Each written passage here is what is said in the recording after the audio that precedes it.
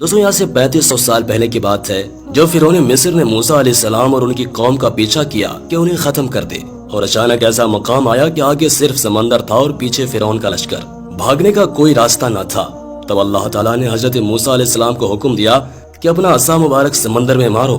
انہوں نے ایسا ہی کیا اور دیکھتے ہی دیکھتے سمندر 2 حصوں میں بٹ گیا اور اتنا لمبا راستہ بن گیا کہ پوری بنی اسرائیل قوم اپنے مال و اسباب سمیت یہاں سے گزر گئی۔ مگر جب فرعون مصر نے، جو کہ خود کو خدا کہتا تھا، اور اس کے لشکر نے گزرنے کی کوشش کی تو سمندر واپس آ کر مل گیا جیسے پہلے موجود تھا، اور سارا کا سارا لشکر فرعون سمیت غرق ہو گیا۔ اس طرح سے ڈوب کر مرنے کے بعد سمندر نے صرف فرعون کی لاش کو سمندر سے باہر پھینک دیا، جبکہ باقی لشکر کا کوئی نام و نشان نہ ملا، اور یوں آہستہ آہستہ کر کے وقت گزرتا گیا۔ مصریوں میں سے کسی شخص نے ساحل پر پڑی اس کی لاش کو پہچان کر موجودہ فرعون کے دربار میں بتلایا، سو فرعون کی لاش کو محل پہنچایا گیا۔ درباریوں نے مسالے لگا کر اسے پوری شان و شوکت سے اور احترام کے ساتھ تابوت میں رکھ کر محفوظ کر لیا۔ کمال کا اتفاق ہے کہ پوری زمین پر اس وقت صرف ایک وہی قوم تھی جسے مسالے لگا کر لاشوں کو محفوظ کرنے کا ہنر آتا تھا۔ ایسا لگ رہا تھا کہ اس قوم نے اسی دن کے لیے ہی سب کچھ سیکھا تھا۔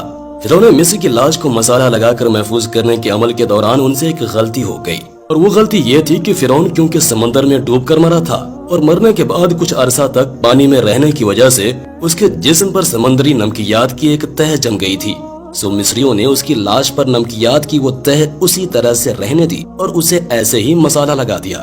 وقت گزرتا گیا، زمین و آسمان نے بہت سارے انقلاب دیکھے جس کی گرد کے نیچے سب کچھ دب گیا، حتیٰ کہ فرعونوں کی حنوط شدہ لاشیں بھی زمین کی تہوں کے اندر چھپ گئیں۔ ان کے نام صرف کتابوں میں رہ گئے اور ان کی تعمیرات اور شان و شوکت لوگوں کے ذہنوں کے اندر ہی رہ گئے۔ اس کے علاوہ ان کا بنایا گیا سب کچھ ختم ہو گیا۔ اس واقعہ کے 2000 سال کے بعد اس دنیا میں اللہ کے آخری نبی حضرت محمد مصطفیٰ صلی اللہ علیہ وسلم تشریف لائے، اور ان پر نازل ہونے والی آخری کتاب کے اندر انسانوں کی عبرت کے لیے فرعونوں کے قصے بڑی تفصیل کے ساتھ بیان کیے گئے، اور اسی سلسلے میں فرعون کے جسم کو محفوظ کرنے کے بارے میں بھی ایک آیت نازل ہوئی، جس کے اندر اللہ پاک واضح طور پر فرماتا ہے کہ ہم تیرے جسم کو آنے والے انسانوں کے لیے عبرت بنا کر محفوظ کر لیں گے۔ اس آیت مبارکہ کی سچائی پر تمام مسلمانوں کو یقین تو تھا، لیکن وہ یہ سمجھنے سے قاصر تھے کہ خدائی کا دعویٰ کرنے والے کی لاش بھلا کہاں محفوظ کی گئی ہوگی، اسے کیسے عبرت کا نشان بنایا گیا ہوگا، کون اس کی تصدیق کرے گا۔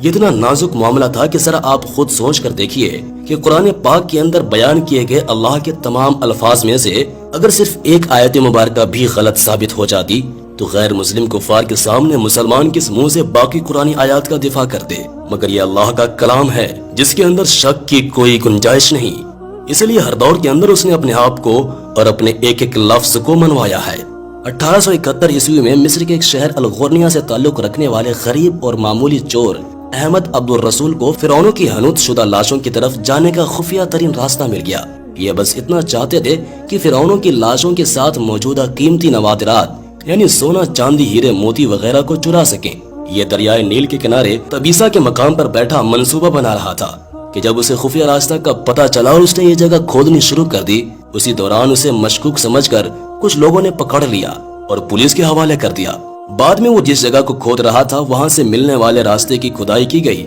تو 1891 عیسوی کے اندر دوسری ممیوں کے ساتھ ساتھ اس غرق ہونے والے فرعون کی لاش بھی مل گئی۔ اس کے کفن پر سینے کے مقام پر اس کا نام لکھا ہوا تھا۔ ان ممیوں کو ماہرین اپنے ساتھ قاہرہ لے گئے جہاں اس کا تفصیل سے جائزہ لیا گیا تو فرعون والی ممی پر جمی ہوئی نمکیات کی تہ سے اس بات کی تصدیق ہو گئی کہ یہ وہی فرعون ہے جسے پانی میں غرق کر کے نشان عبرت بنانے کا وعدہ کیا گیا تھا۔ پوری دنیا میں کھلبلی مچ گئی۔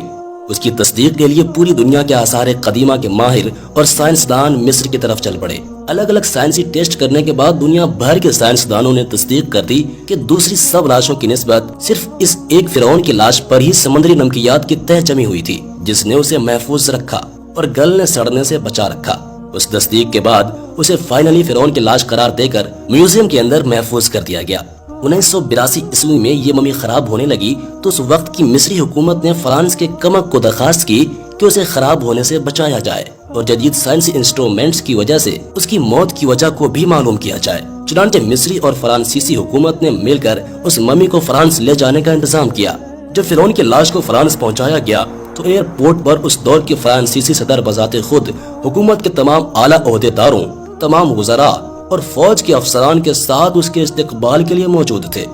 فرعون کی لاش کا استقبال کیا گیا جیسے کسی عظیم زندہ بادشاہ کا استقبال کیا جاتا ہے۔ فوجی دستوں نے اسے سلامی دی اور اس کی ممی کو ماہر ڈاکٹروں کی ٹیم کے حوالے کر دیا گیا۔ اس ٹیم کے سربراہ تھے ڈاکٹر مورس بوکائے، جو مذہبی طور پر کرسچن تھے۔ جب مائکروسکوپک ٹیسٹوں کے ذریعے ممی کے تمام اعضاء کا باریک بینی سے جائزہ لیا گیا تو معلوم ہوا کہ اس کی لاش اور جسم کے اندر سمندری ذرات ابھی تک موجود ہیں، یعنی یہ کنفرم ہے کہ اس کی موت سمندر میں ڈوبنے کی وجہ سے ہی ہوئی تھی، کیونکہ سمندری پانی کے اندر ہی اس قدر نمکیات پائی جاتی ہیں۔ بحیرہ احمر میں ڈوبنے کے بعد اس کی لاش کو بھول کر سمندر پر تیرنے اور حمام فرعون تک پہنچنے میں کافی وقت لگا ہوگا، جس کے دوران میں اس کی گوشت پوست میں سمندری پانی کا نمک جذب ہو گیا ہوگا۔ یہ نمک اس کی لاش کو حنوط کرتے وقت خارج نہیں کیا جا سکتا تھا۔ 3000 برس کے دوران میں یہ رفتہ رفتہ اس کے جسم سے خارج ہو کر ایک تہہ کی صورت میں جم گیا، اور جب پٹیاں کھولی گئیں تو نمک اس پر جمع ہوا پایا گیا۔ مگر ایک بادشاہ کی موت پانی میں ڈوبنے کی وجہ سے ہو، یہ سوچنا اپنے آپ میں بہت ہی حیرت انگیز سوال تھا، کیونکہ ایسے عظیم بادشاہ اپنے ساتھ نرم بستروں پر خوبصورت لباسوں میں سونے چاندی ہیرے موتیوں کے ساتھ بڑے ہی عزت کے ساتھ دفن کیے جاتے ہیں، اور اس طرح مرنے کے بعد دفنانے تک اس کی شان و شوکت اسی طرح قائم رہتی ہے جیسے زندہ بادشاہ کی۔ ڈاکٹر مورس کے لیے بھی ایک حیرت کی بات تھی، اور اسی حالت میں اس نے اس ممی کے بارے میں مزید جاننے کی کوشش کی تو اسے معلوم ہوا کہ اس بادشاہ کی موت کے حالات مسلمانوں کے نبی حضرت محمد مصطفیٰ صلی اللہ علیہ وسلم پر نازل ہوئی کتاب قرآن پاک کے اندر آج سے 1400 سال پہلے تفصیل سے درج ہے۔ اسے پتا تھا کہ جہاں سے یہ لاش ملی ہے وہ ایک اسلامی ملک ہے، چنانچہ مجبور ہو کر وہ مصر پہنچا، کیونکہ یہ ایک سائنسدان تھا، اس لیے اس نے مصر کے ایک سائنسدان سے ملاقات کی جس نے اسے قرآن پاک کھول کر سورہ یونس کی آیت نمبر 90 تا 92 کا ترجمہ لفظ بلفظ سنایا، جس میں فرعون کی خدائی کا دعویٰ، اس کا پانی میں ڈوب کر مرنا اور پھر پانی سے نکال کر اس کی لاش کو محفوظ کرنے کا وعدہ اللہ تعالیٰ نے واضح طور پر کیا ہوا ہے۔ ان قرآنی آیات کا اشارہ بالکل واضح تھا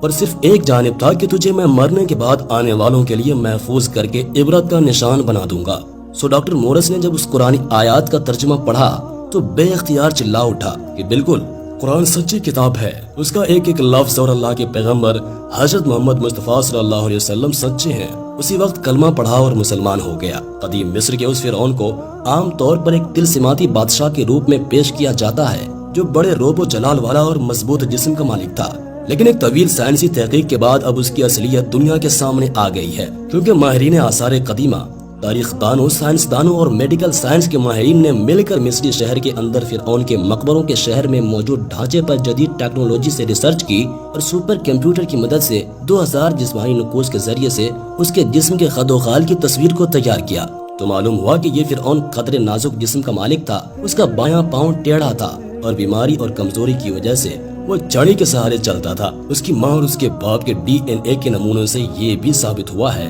کہ اس کے ماں باپ آپس میں بہن بھائی تھے۔ ماہرین کا کہنا ہے کہ اس فرعون کی جسمانی خامیوں اور کمزوریوں کی بھی وجہ یہی تھی کہ اس کے ماں باپ کا آپس میں دراصل بھائی بہن کا رشتہ تھا۔ یہ فرعون آج سے تقریباً 3500 سال قبل مصر کا بادشاہ ہوا کرتا تھا، اور اس وقت کی رسم کے مطابق ہر بادشاہ کی لاش کے ساتھ شاہی استعمال میں رہنے والی کچھ چیزیں بھی ساتھ دفن کر دی جاتی تھی۔ فرعون کی لاش عبرت کے لیے ایسے محفوظ کر کے دنیا کے سامنے رکھ دی گئی ہے کہ آج انٹرنیٹ پر، اخباروں، ٹی وی چینلز پر کروڑوں اربوں انسانوں کی آنکھوں کے سامنے قابل ترس حالت میں موجود ہے۔ کس لیے؟ عبرت کے لیے، یہ سوچنے کے لیے کہ عبادت کے لائق اور ہمیشہ رہنے والی ذات صرف ایک ہی ذات ہے، جو کہ سب کا خالق ہے، جو کہ سب کا مالک ہے،